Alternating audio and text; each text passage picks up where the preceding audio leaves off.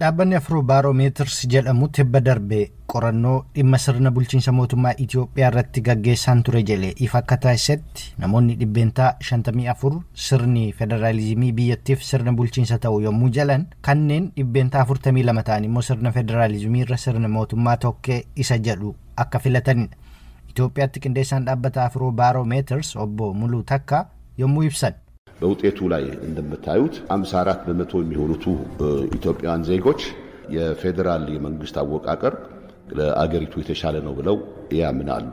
በኢሰራ አካርጋ ጅርተንቲ ለሚሊዮን ኢትዮጵያ ዲቤንታን 57 ጫሰፈምኒ ስርና ፌደራሊዝሚ ኢትዮጵያ ዳፊ ጋሪዳ ጀዳኒሩ kanneen dhibbeenta 42 ta'an immoo lakkii sirna mootummaa tokkeetu Itoophiyaadhaaf barbaachisaa jedhan kanneen dhibbeenta 3 ta'an immoo dhimmicha irratti beekumsa homaa warra hin qabneedha.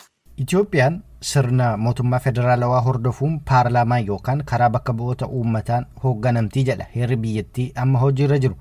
Dr. Milkeessaa Miidhagaa as United States Kolleejjii Albiyoon kan Michiganitti argamutti barsiisaa kan ta'an biyyoota akka Itoophiyaa sabaa fi sablammoota hedduu qabaniif dhuguma sirni federaalawaa gaariidha jedhanii garuu kan Itoophiyaa heerarra kan jiruu fi lafarra kan jiru wal hin gitu jechuun ibsu.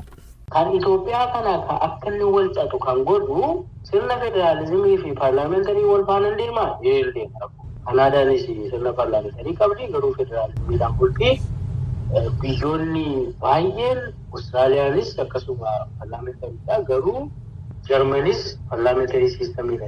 Garuu kan Itoophiyaa wal adda godhu sirna paartii. Sirni paartii Itoophiyaa keessatti bara dargiidhaa kaasee bara yaadigis dabalatee Adwaa jechuudha. Amma immoo bara Prosperities dabalatee maaltu jira caaseffamni paartii wal fakkaatu tokkumatu.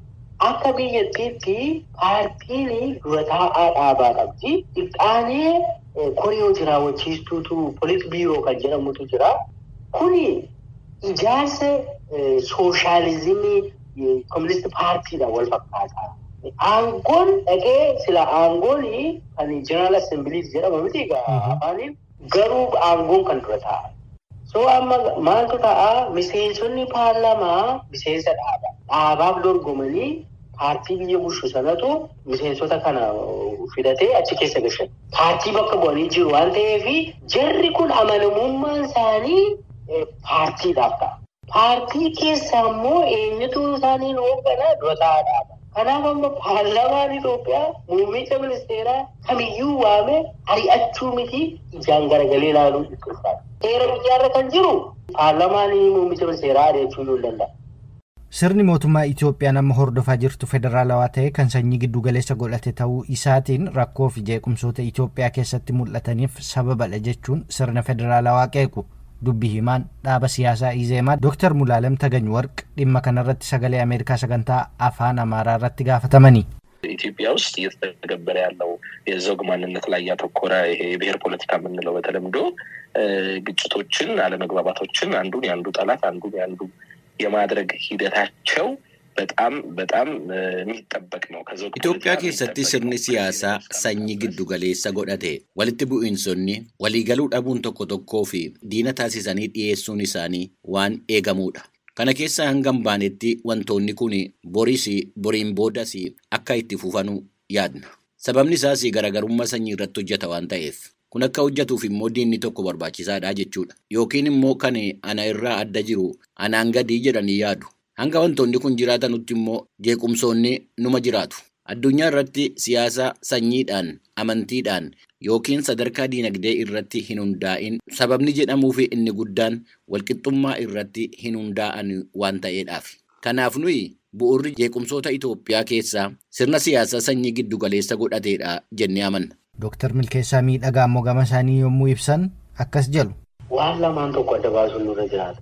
Tokkoffaa garaagarummaa eenyummaa biyya Itoophiyaa keessa jiru garaagarummaa sabaaf sablammii biyya sana keessa jiru federaalizimii miti kan uumu. Federaalizimiin itti dhufe malee eenyummaa kana uumu. Kuni waan wal ta'u. Federaalizimiitu torbanarraa isin uume yoo jetta ta'e namummaa haaluu ta'a.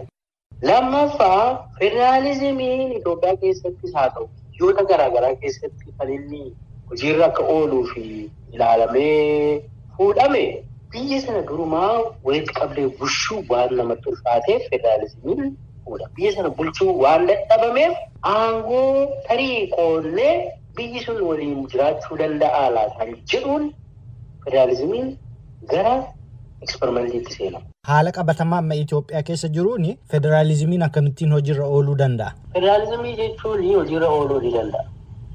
Federaalizimii jechuun yeroo hunda negotiate godhama. Yeroo hunda continuously negotiationiidhaan jiraata. Al tokko wanta ta'e barreessitee lafa keessee yookaan immoo aangoo kas gootee dhuma lafa keessee xumurree irraa deemaa waan jedhamu miti. Yeroo yeroodhaan baalaansiin gara kan gaafataa jira. Malee qaamni tokko kana fudhatee dullaadhaan wanti hedduu humtuu jiraatu. Federaalizimii yeroo yeroodhaan akkaataa fedhii jiruun nagaan negotiate gooteetu waliigaltee mallatteessee waliigaltee sun heera biyyaa ta'ee sanaan bulchaa jiru. Keessummoota koo guddaan galateeffadha. Qophiin dhimma kanarratti har'aaf qindeeffanne haganuma. Torbaan qophii biraan walitti deebina.